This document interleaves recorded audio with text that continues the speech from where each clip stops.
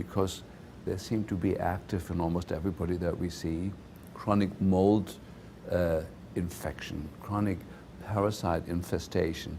Those things have been extremely rare when I graduated from medical school, and now it's our everyday discovery in our patients that are chronically ill that they have these things. And so when we look deeper, what is it that has changed in the last 15, 20 years that these chronic infections have become so prevalent? And what we discovered is very simple. It's the exposure to electromagnetic fields. The only thing that parallels the exponential increase in in chronic neurological illness, with the low-grade depression, the insomnia, the muscle aches and pains, and the fatigue, and the strange neurological symptoms with tingling, numbness, vibration in the body. That increases exponentially. The number of children to be diagnosed autistic doubles every 5 years now. There's no more an issue, well, are we overdiagnosing it? No, it doubles every 5 years. The only thing that parallels that increase is the increased exposure to man-made electromagnetic fields, largely in the high-frequency range. There's some exceptions that have also increased, but largely it's the high-frequency range from cell phone radiation, from the Tetra network that the police and other systems are using. The smart meters are the worst invention that we followed in the last 2 years. There's absolutely devastating consequences that I will share with you.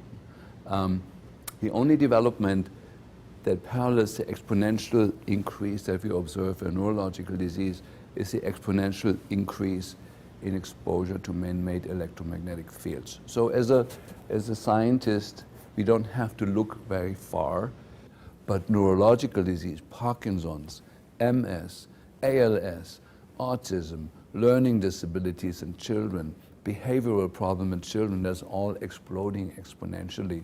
And the only thing that fits from an environmental perspective and from an epidemiological perspective is that this is the electromagnetic waves that are penetrating our body that are responsible for this. And fortunately enough, we have good science now. Over the past 80 years, more than 6,000 research studies have been published on the biological effects of electromagnetic radiation. The majority of these studies have shown biological damage being done.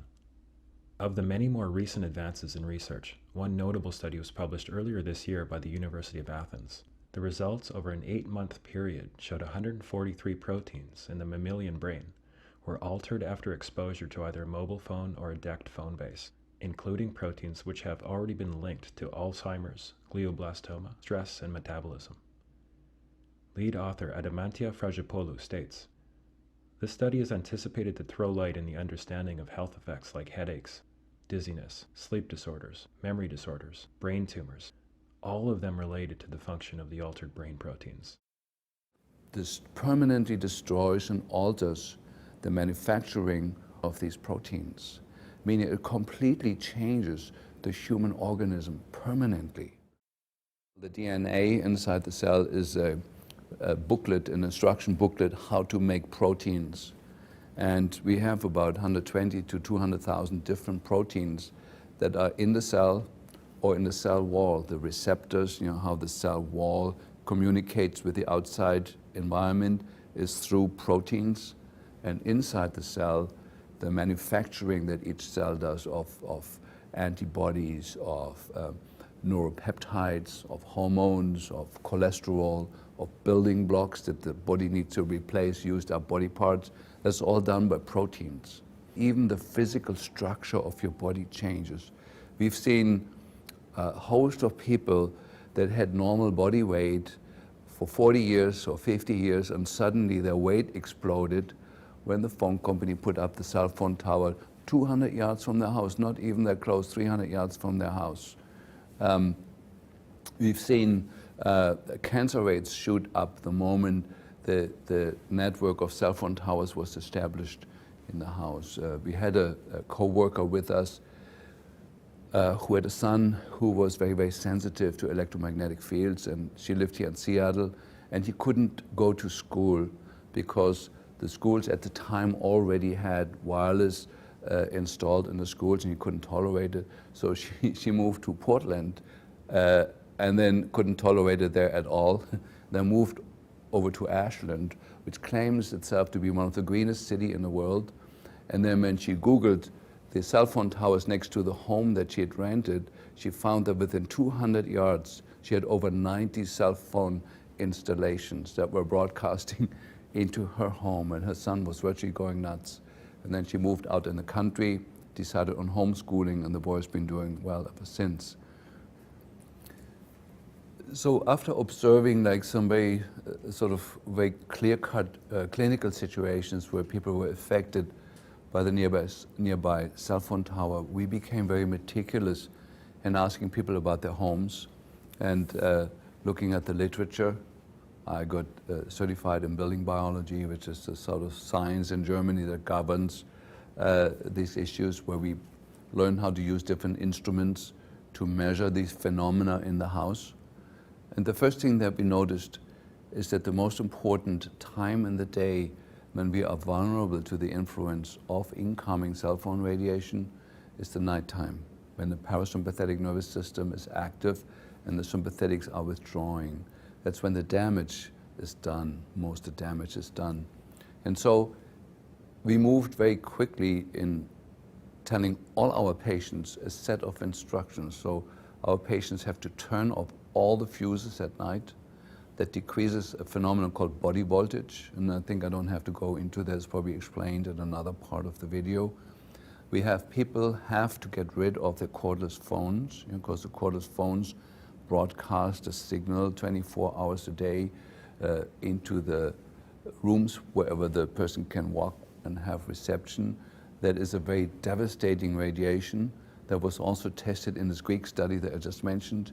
It destroys the same number of proteins that the incoming cell phone radiation does from the outside, the cordless phone at home. So since 6 or 7 years, my patients are not allowed to have a cordless phone in the house. They have to go to Radio Shack, spend $25 for a corded phone, and that solves it.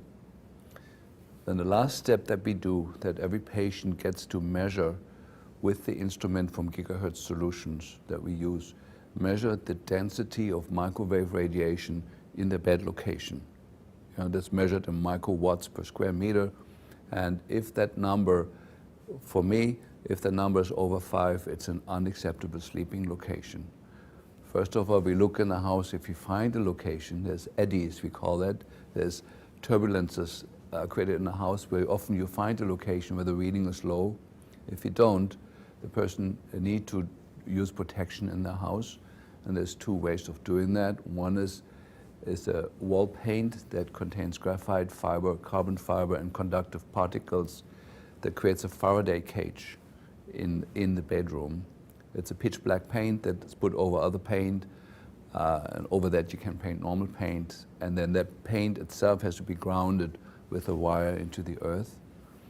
And the windows are covered with curtains that use a silver-coated cloth that reflects the incoming cell phone radiation to the outside.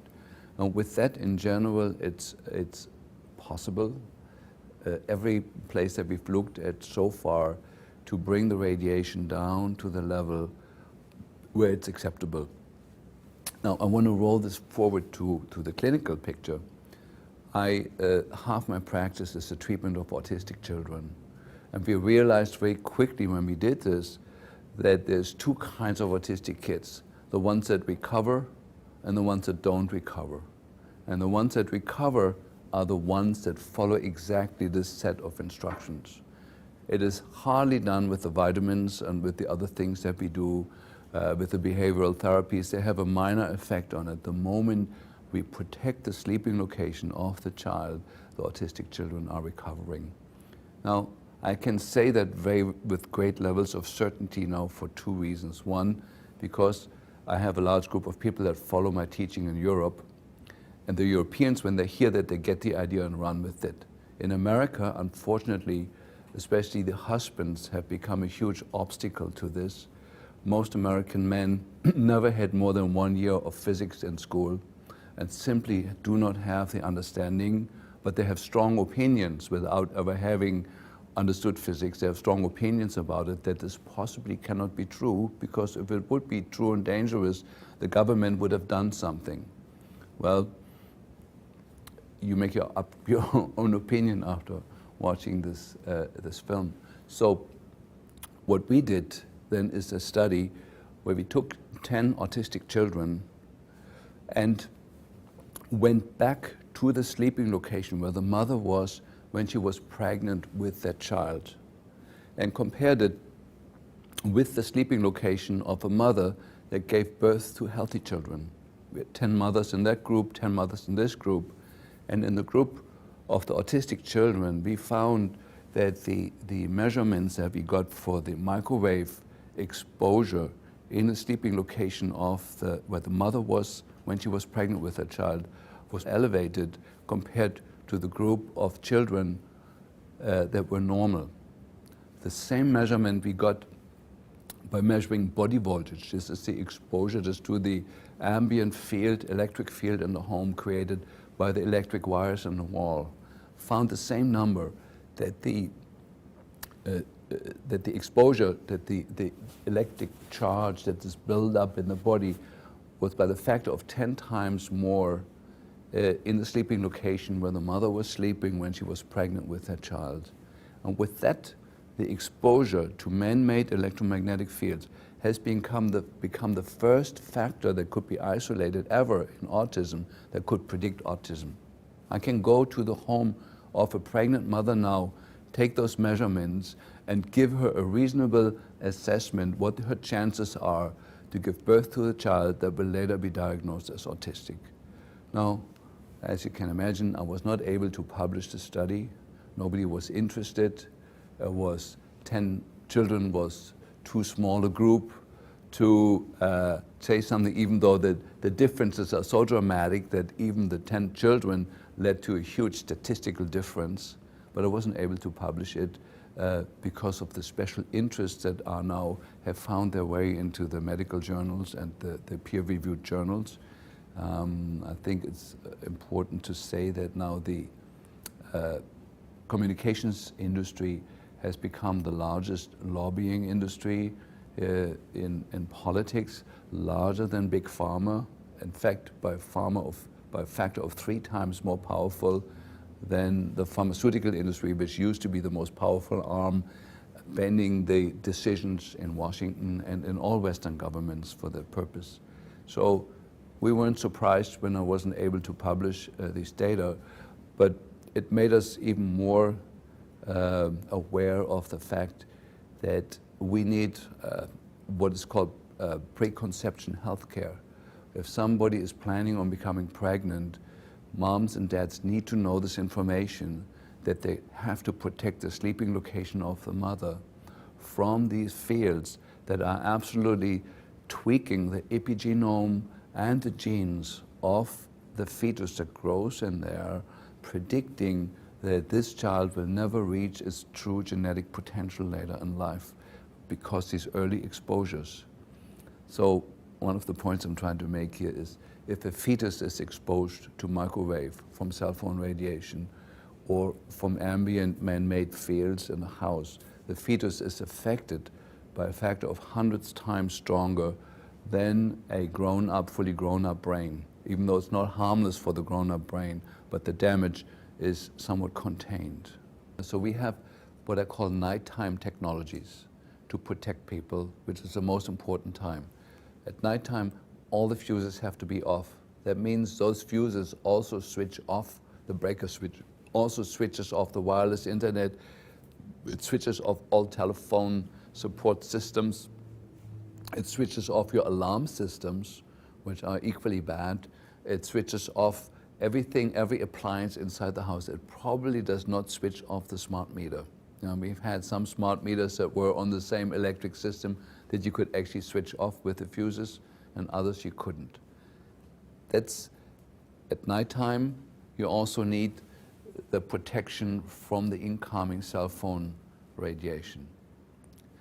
And for my patients, we do the earthing pad, where we carefully test out where we're earthing where we earthing it, where we grounding the wire that comes off that. So that's the most important part for the nighttime. Now then there is daytime technologies. Admittedly at daytime most people need the electric system on. So the first thing that we do, we use the Stetzer filters, which have been shown to be effective biologically, that there is less biological stress in the people that are in a room that has the Stetzer filters in the outlets. You know, Stetzer filters reduce the dirty electricity. I know Graham Stetzer has gotten a lot of opposition from that, but Mark de Havers, professor in Canada, has shown very clearly that the Stetzer filter reduce the biological damage that the fields are doing to us. Now, during the daytime, it is not allowed to have cordless phones in the house. That frequency, just to kind of make that point maybe clearer, a German mathematician has calculated the energy delivery. When you have 2 rooms over, you have the little base station for the cordless phone with a little antenna, and you go in the bedroom 2 rooms away. The field strength that you're getting when you're sleeping there is equivalent as if you had a 737 Boeing jet engine running at full speed next to your pillow next to you. The sound and the energetics of it are the same as if you have a silent, quiet, cordless phone in the kitchen. It's absolutely destructive to the human health, and probably amongst all the things that we're discussing, the smart meter is number 1 now in terms of devastation to our system, but the cordless phone is number 2. It's worse than the incoming cell phone tower radiation. And so daytime technology, people are not allowed to have wireless internet in the house. It is a huge source of electropollution and of high frequency fields. They're not allowed to have a cordless phone. We're paying careful attention now to the energy saving light bulbs. They also give off high frequency radiation that's devastating to the health. So my patients have to go back to use the traditional incandescent light bulbs, which are now available on the internet as heat lamps. But they're the same light bulbs, they just become instantly more expensive because they're now a rare item. Or they have to pay more money and get LED lights into the house. But as a daytime technology, the new energy-saving light bulbs, the compact fluorescent lights, are a completely unacceptable technology. It gives off both high-frequency wavelengths that are devastating to the brain, plus it's mercury vapor-based, and the frequency of mercury piggybacks on the light and makes people toxic and mobilizes toxins in the body that are then swishing around, finding, the body stores mercury and other toxins in places where it causes the least damage. The compact fluorescents stir that up. The mercury gets displaced now into the brain, into the spinal cord, into the hormone-producing glands, and it's devastating. So daytime technology, no wireless inside the house, go back to broadband. No cordless phones, go back to corded phones. Or there is one type of phone that you can buy that is innocent. It's just much more expensive. Yeah? And no compact fluorescent lights in the house. That's a good start for most people.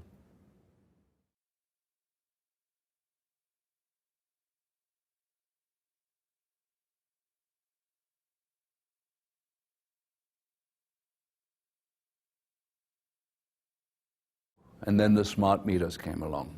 Now, let me talk about the smart meter. The smart meters are sold to us with the idea that the electric companies can feed back to us what rooms in our house and what instruments in our house are using excessive energy, and that the company will make some suggestions how to moderate our electric consumption so that our home is more green. It doesn't contribute to the use of electricity so much. That's what is being sold to us. But in fact, what we're getting when we have a smart meter on the house is a report that shows, yes, 3 days ago you used that much electricity, period. The electric company can tinker with the data that it's collecting and actually find out, oh, look, that every Tuesday and every Thursday they have an electronic babysitter because nobody is at home to sit the baby. They can figure out how much your TV is using. They can see the signature in the frequency pattern that is there, and they're actually selling those data to the to advertisements. So it's a business. You know, it's a business that does not serve currently the way it's practiced at all the reduction of energy usage. Now, the smart meter sends an impulse, microwave impulse at 900 megahertz, between 17,000 and 190,000 times a day through your home, through the entire home. And that radiation can be over 600-fold, we measured it, of even by the EPA. The EPA set standards of what's acceptable, and these standards are way, way too high for our biological health. And we measured homes where it was up to 600 times above the standards that is set, which are way too high to start with, 600-fold. So what happens with the smart meters, there is a router that sends the information back to the electric companies, and whoever has their home closest to the router, that smart meter becomes a transmitter for the smart meters that are further away. And that smart meter then becomes the source of much, much increased radiation, microwave radiation that goes into the home that is sitting on at levels that we measured that were up to 600 times higher than even the high level that the EPA sets as acceptable. And here's what we've seen. One of my patients, a good friend of us, had a husband with Parkinson's disease who was doing okay for many years. The smart meter was installed. Within weeks, the patient has a dramatic downturn in brain function. He was no longer able to walk, and 6 months later, he died. My patient, who had recovered from Lyme disease 10 years ago and was in very stable, good health, the moment a smart meter was installed, her health went down, and she can no longer sleep any night. She has a constant feeling of vibration in the body. She feels like she's losing her mind, and she had to evacuate her home to save her life. She moved back in with family members. She has a beautiful home here in Mercer Island in Seattle, in the richest, wealthiest area, in a home that she can no longer live since the smart meter is there. Now we're trying, me as a physician, I try to explain to the electric company that, that they're destroying the health of the patient. The electric company, of course, tells us, well, there is no laws overseeing the electric company is completely given free rein. As far as we know, the smart meters were never studied for the safety for humans. It's a technology done by private companies. These electric companies are private companies that have the right to install this on your house, destroy your health, and there's no accountability at all for it. So this is just one case. We have many cases where children had recovered from their learning disability, from their autism, from their asthma. Brain cancers had healed. They were non-detectable. The smart meter was installed. Within 6 months, the brain cancer is back. That was considered healed. The seizure disorder was back. The autism was back. Or children, usually the regressive form of autism, children are born normally. After the 3rd or 5th or 6th vaccination, when they're 18 months old, suddenly they have the downturn where they lose what they've gained. They lose their language, they lose eye contact, and they're bad. You don't see that with 8-year-olds, but we do. Children were completely normal, 8-year-old, in school, everything's good. Suddenly the child turns autistic, loses everything it's gained, including the language. An 8-year-old, where we find out the smart meter was installed by the house. So this technology is for a lot of people absolutely devastating. We do not know yet whether it's affecting everybody. Just some people notice it and other people just die quietly. There is this myth of electrosensitivity. Electrosensitivity and electroallergy are two different things. It is our experience as physicians that everybody is equally electrosensitive. You install this thing, measurably certain things in your health go down. We're tracking now, I say it here on TV, certain sensitive parameters of it. One is an inflammatory marker called TGF-beta 1. goes way, way up as soon as the smart meter is installed. The MMP9, that's the metalloproteinases, go way, way up. These are inflammatory markers. The copper level in the serum goes up as a sign of chronic inflammation driven by something that's suddenly there. The hormones go way off. The neurotransmitters go way off. So we have lab tests that we can show. Here's a patient. We monitor him for 10 years before. He was completely normal. The smart meter was installed 6 months later. The patient looks like a dying patient from the lab work. And we find those changes even in people that say, well, my wife is sick since the smart meter's in there, but I'm totally healthy. But we look at the lab work, it looks just as bad. Yeah? So some people have an awareness of health and goodness in them, and other people don't. But from what our experience is that everybody is affected by it. It's not just a few 3% of electrosensitive people. Yeah? And so I think I'd like to make that point here very clear. This is a devastating wrong technology that is, in the first place, completely not serving the purpose under which it's sold to us. It seems to be a marketing tool. It seems to be a tool to spy on people's homes for advertising purposes. We do not see any positive outcome that anybody has been informed of. Yes, every time your swimming pool goes on, your electric consumption goes up threefold. There's not the information that the patients get.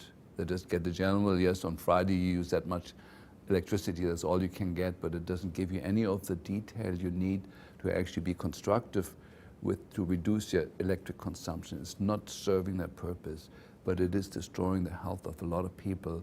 And of course, for me, the main people that are affected by it is the children, and amongst the children, the unborn children and the fetus.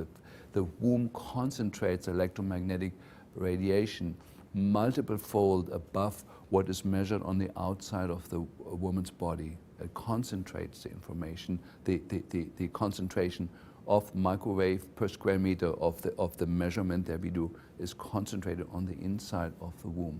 The studies are out on this, and it's devastating what's coming up towards us. So what's the solution? I give you a few things that people have tried.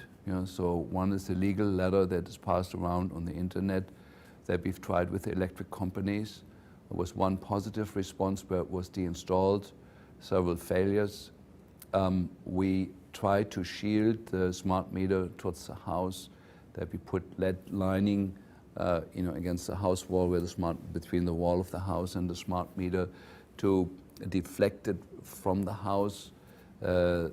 Usually the consequences that within a few weeks the electric company says, listen, we're not getting proper readings on your house, we need you to come and look up what's wrong. So there's then a game of hide and seek, where you remove the protection before they come, if you know when they're coming, and then you put it back on. My friends in Germany have found a $20 solution to it, since the smart meter is usually installed outside the home. My German friends have used what I call the German method. They bought a big axe and smashed the thing. Because it's on the outside of the house, nobody can prove that it was somebody who lives in the house, and people say, we're terribly sorry, but somebody's doing this, and then as soon as it's reinstalled, they do it again. And the golden rule over there is with the electric companies, if it's done 3 times, they go back to the old system, to not lose the information or the money.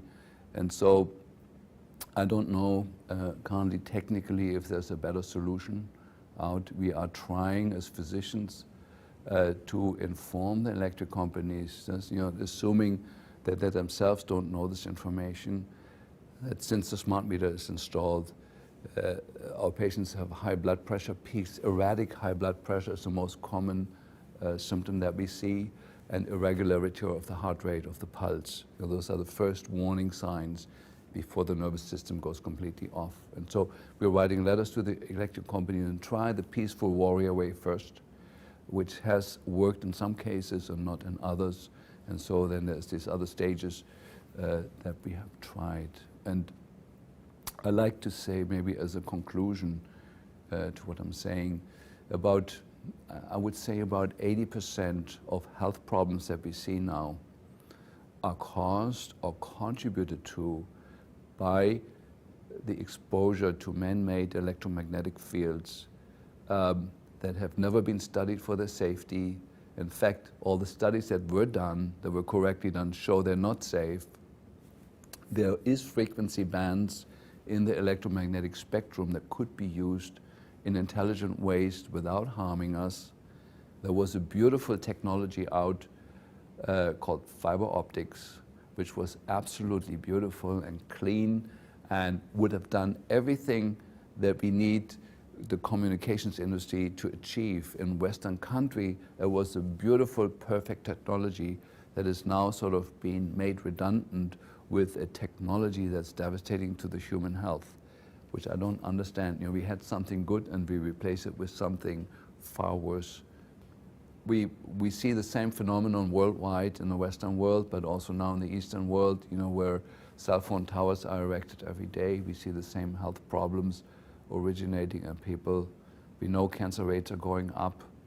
There was a famous study in Germany, was the NILA study that shows, you know, cancer rates in a community where there's no cell phone tower, when there was compared, when you bring the cell phone industry in, for 5 years there's no increased cancer rates, and after 5 years it goes up, and after 10 years it's about fourfold, and that has now been confirmed by various other studies.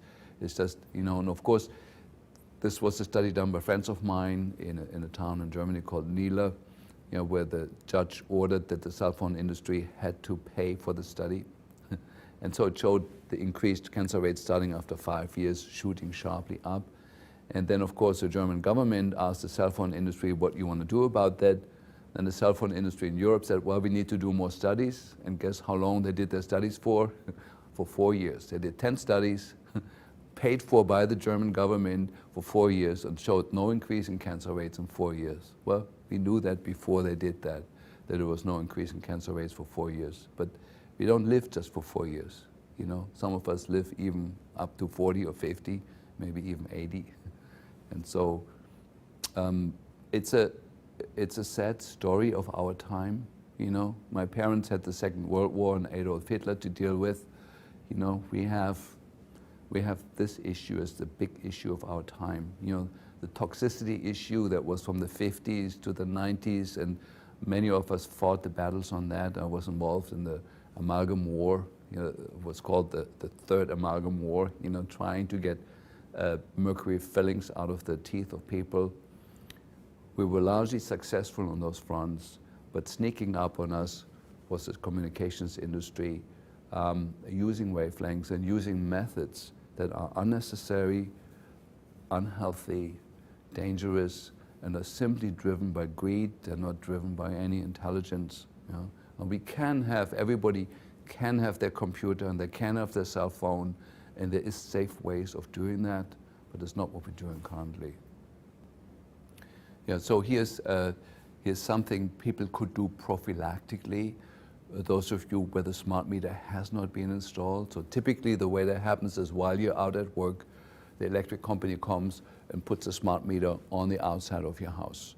And to prevent that, you can Google the word smart meter lock, where you put a lock around the place where the smart meter would be installed, and you can put a lock around that so nobody can come and sneak up on you and put it there.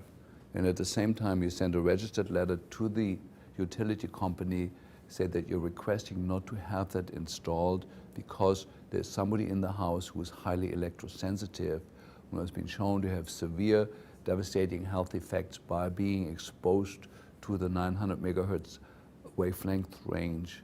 And that has been successful. The individual differences of people being highly electrosensitive towards, on the other end of the spectrum, people that are less sensitive, is explained by the antenna function of the human body. It's the composition of minerals, the density of minerals, electrolytes, the water content of the system, even the body size. You know, it's been shown that people that have bigger bodies tend to be more electrosensitive. You know, the smaller people are, the less likely they are going on reception to these phenomena. So larger people, funny enough, are more affected than smaller people. So most of the most severe electroallergic and electrosensitive people that I've seen were large people. And so the primary strategy for us has been for the last 20 years to move people out of that, to detox them for heavy metals, to reduce the amount of mercury, lead, nickel, cadmium that's in the bone marrow and in the fascial membranes and in the connective tissue, to remove as much of that as possible. And that has been very, very successful as a strategy.